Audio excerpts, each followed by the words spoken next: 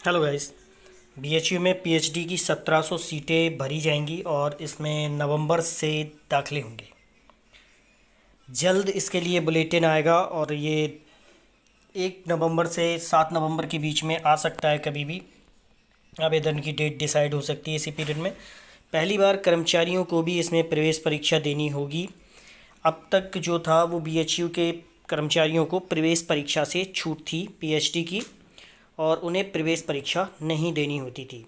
अब उन्हें पहली बार प्रवेश परीक्षा देनी होगी सामान्य अभ्यर्थियों की तरह, और रिसर्च मेथोडोलॉजी जो टेस्ट है उससे गुजरना होगा।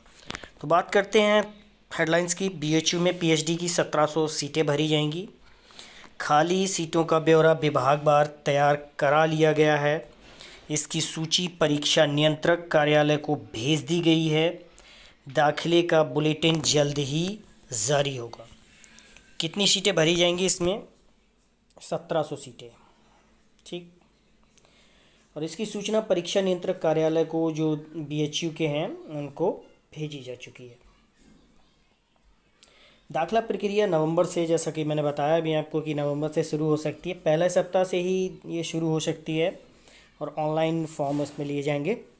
पिछले साल की तुलना में इस बार कई बदलाव भी किए गए हैं। 2024 से 2025 के बीच 3 बार नेट को आवेदन का अवसर दिया गया है, अर्थात कि जून 2024 और दिसंबर 2024 और जून 2025।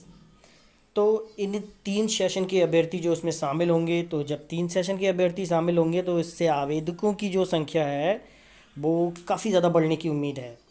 ये पहला मौका होगा साथ ही जब बीएचयू के कर्मचारी भी पीएचडी की प्रवेश परीक्षा देंगे। उन्हें सीधे दाखला नहीं मिलेगा। इससे पहले उन्हें सीधे दाखला मिलता चला आया है, अब उन्हें सीधे दाखला नहीं मिलेगा। उन्हें भी सामान्य अभ्यर्थियों की तरह लिखित परीक्षा देनी होगी, जो रिसर्च मेथोडोलॉजी टेस्ट है उससे गुजरना होगा। देरी क्यों हो रही है बुलेटिन में? तो ईसी की जो स्वीकृति है, यानी एग्जीक्यूटिव काउंसिल जो है, उसकी स्वीकृति मिलने में देरी हो रही थी। स्वीकृति वहाँ से मिल नहीं पा रही थी, तो इस वजह से इसमें बुलेटिन में देरी हो रही थी। लेकिन अब पीएचडी में दाखिले के लिए नए बुलेटिन की स्वीकृत एग्जीक्यूटिव काउंसिल ईसी से मिल चुकी है। अब विभागों की सीट के साथ ही असिस्टेंट प्रोफेसर, एसोसिएट प्रोफेसर और प्रोफेसर, इनका जो डेटा है वो तैयार किया जा रहा है। विश्वविद्यालय प्रशासन का कहना है कि सुपरवाइज़र की सूची भी बनाई जा रही है, क्योंकि पीएचडी के लिए जो पीएचडी जिनके अंडर में आप करते हैं, जो कि आपके गाइड होते हैं, वो ही आपके सुपरवाइज़र होते हैं।